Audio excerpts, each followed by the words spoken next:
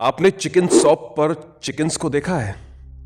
पिंजरे में बंद, घुटन और गंदगी के बीच। अब कल्पना कीजिए कि उसी घुटन और गंदगी के बीच कोई इंसान कैद हो। मगर अफसोस, यह कोई कोरी कल्पना नहीं है, यह सच्चाई है। इंडिया में आज भी हजारों लोग ऐसी ही जिंदगी जीते हैं हर रोज, क्योंकि सरकारों ने उनसे मुंह फेर लिया, मीडिया ने उन्हें इग्नोर कर दिया, और बाकी लोगों को क्या फर्क पड़ता है। हजारों लोग आज भी मसीहा में भरोसा करते हैं। वो सोचते हैं कि कोई मसीहा आएगा और उन्हें इस कैद से रिहा कराएगा। और मसीहा सिर्फ फिल्मों में आते हैं। असल जिंदगी में कोई मसीहा नहीं आता। असल जिंदगी में बस इस दर्द को सहने की आदत पड़ जाती है। नमस्कार, डूम सब के आज के वीडियो में आपका स्वागत है।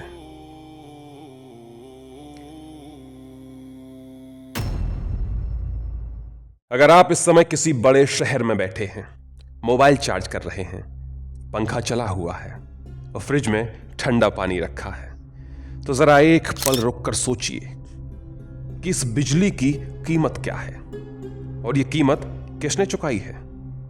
आप सोचेंगे मैंने, क्योंकि मैंने बिल भरा है। और माफ कीजिए, यह कीमत बहुत छोटी है। असल कीमत इससे बहुत ज्यादा बड़ी है। भारत के नक्शे पर कुछ शहर ऐसे हैं जो पूरी तरह मौजूद हैं, लेकिन बातचीत में मौजूद नहीं है। उनकी गलियां हैं लेकिन आवाज नहीं है। उनके लोग हैं लेकिन पहचान नहीं है। आज की कहानी ऐसे ही शहरों की है। इन्हें कहा जाता है शैडो सिटीज।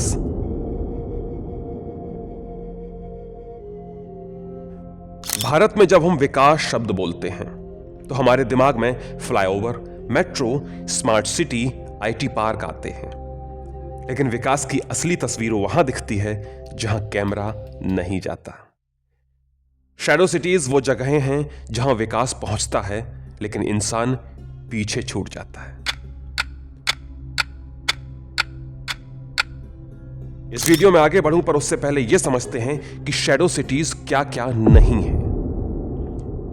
ये कोई घोस्ट टाउन्स नहीं है। यहां लोग रहते हैं। यहां कोई इलीगल सेटलमेंट्स नहीं है। यहां सरकार मौजूद है। यह कोई कॉन्स्पिरेसी थ्योरी भी नहीं है। यह बस सिस्टम की चुप्पी है। सिंगरौली सोनभद्र भारत की सबसे बड़ी शैडो सिटी बेल्ट है। मध्य प्रदेश और उत्तर प्रदेश की सीमा पर बसा यह इलाका भारत की ऊर्जा रीढ़ कहलाता है। देश की सबसे बड़ी थर्मल पावर प्लांट्स यहीं हैं। कोयला यहीं से निकलता है, बिजली यहीं बनती है। लेकिन यह इलाका दो राज्यों के बीच बटा होने की वजह से किसी एक की पूरी जिम्मेदारी नहीं बनता। और यह पहला कारण है कि सिंगरौली एक शैडो सिटी बन गया। यहां जब कोई बीमारी फैलती है तो एमपी कहता है कि यूपी की सीमा है, और यूपी कहता है कि प्लांट एमपी में है। और बीच में खड़े लोग वो बस सांस लेते रहते हैं जहरीली हवा की। सिंगरौली में रहने वाले लोगों को अपने शरीर से पहले अपने शहर का नाम समझाना पड़ता है। कहां से हो? सिंगरौली। अच्छा, वो बिजली वाला इलाका। और बस कहानी यहीं खत्म हो जाती है। इंडस्ट्रियल शैडो आखिर बनता कैसे है? जब किसी जगह को नेशनल इंपॉर्टेंस दिया जाता है तो वहां के लोगों को नेशनल सैक्रिफाइस बना दिया जाता है। कोल माइंस खुलती हैं, प्लांट्स लगते हैं, रोड्स बनती हैं, लेकिन ये रोड्स बस्तियों तक नहीं जाती। ये सीधे प्लांट गेट तक जाती हैं। सिंगरौली की आउटर कॉलोनीज में लोग सुबह उठते हैं और सबसे पहले यह देखते हैं कि आज धुआं किस दिशा में जा रहा है। अगर हवा प्लांट की तरफ है तो आज सांस लेना थोड़ा आसान है, और अगर हवा बस्ती की तरफ है तो अपने बच्चों को बाहर मत भेजो। ये कोई मेटाफर नहीं है, ये डेली रूटीन है। और हेल्थ, सिंगरौली में कैंसर एक डर नहीं है, एक अनुमान है कि किस उम्र में, किसे और कितने साल में। लेकिन इन सवालों का जवाब कभी नेशनल हेडलाइन नहीं बनता, क्योंकि यह बीमारी किसी एक कंपनी की नहीं है, पूरे सिस्टम की है। फ्लाई ऐश, विकास की राख। फ्लाई ऐश पॉन्ड्स कागजों में सुरक्षित होते हैं, पर ग्राउंड पर वो बच्चों के खेलने की जगह बन जाते हैं। बरसात आती है, राख बहती है, नदियां सफेद हो जाती हैं और रिपोर्ट कहती है कि all parameters with in limits. पर ये लिमिट्स किसके लिए? कागज के लिए या इंसान के लिए? इसका कोई जवाब नहीं। शैडो सिटी का दूसरा चेहरा है जादूगोड़ा। झारखंड का जादूगोड़ा भारत का यूरेनियम हब है, और ये कोई सीक्रेट नहीं है, ये ऑफिशियल फैक्ट है। लेकिन जो फैक्ट नहीं है वो है वहां के लोगों की पूरी कहानी।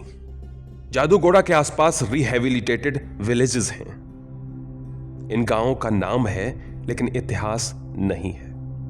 इनके लोग रिलोकेटेड हैं लेकिन सेटल्ड नहीं। यहां लोग अपनी जमीन से हटाए गए, लेकिन इनको कोई भविष्य नहीं दिया गया। कागजों में कॉम्पनसेशन भी मिला, लेकिन कल्चर कहां गया पता नहीं। डिस्प्लेसमेंट की एक साइकोलॉजी होती है।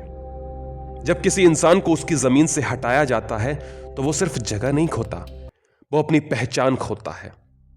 और शैडो सिटीज इसी पहचानहीनता से बनती हैं। टहरी डैम इसका सबसे बड़ा एग्जाम्पल है। पुराना टहरी जो आज पानी के नीचे है, लेकिन जो लोग वहां से हटे वो किसी नए शहर में पहुंचे ही नहीं। वो पहुंचे एक ट्रांजिशन जोन में, जहां वो न पुराने हैं न नए। रिहेबिलिटेशन का मतलब होता है कि आपको सब मिलेगा, लेकिन ग्राउंड पर मतलब होता है कि आपको जो बचा है उसी में एडजस्ट करना होगा। स्कूल बने लेकिन टीचर्स नहीं आए, हॉस्पिटल्स बने लेकिन डॉक्टर्स नहीं टिके, क्योंकि शैडो सिटीज पोस्टिंग नहीं होती, ये पनिशमेंट की तरह होती है।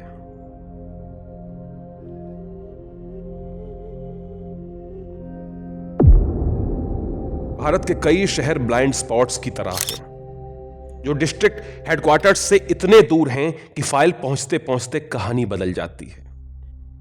इन जगहों पर फंड्स आते हैं लेकिन असर नहीं होता, क्योंकि मॉनिटरिंग नहीं है, और जहां मॉनिटरिंग नहीं होती वहां अकाउंटेबिलिटी भी नहीं बनती।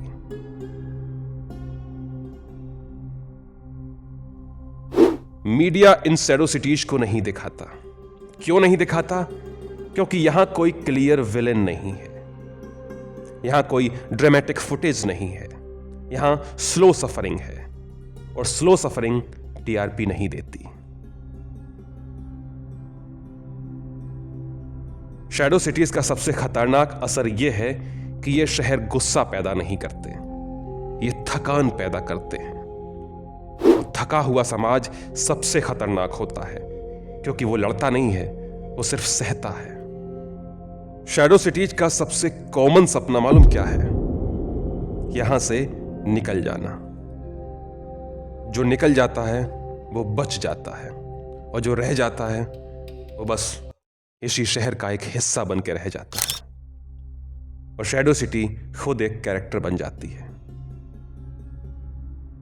अब सवाल है कि क्या यह सब जानबूझकर है?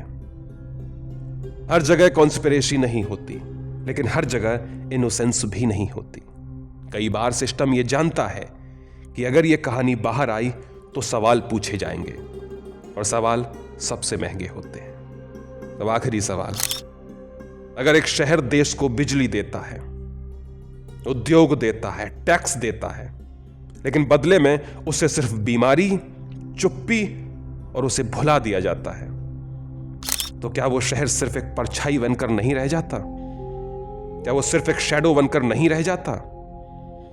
शैडो सिटीज भारत के नक्शे पर हल्की स्याही से लिखे हैं, लेकिन भारत की रीढ़ पर गहरे अक्षरों में। ये वीडियो यहीं खत्म होता है। वीडियो को लाइक करिए और चैनल को सब्सक्राइब जरूर करिए।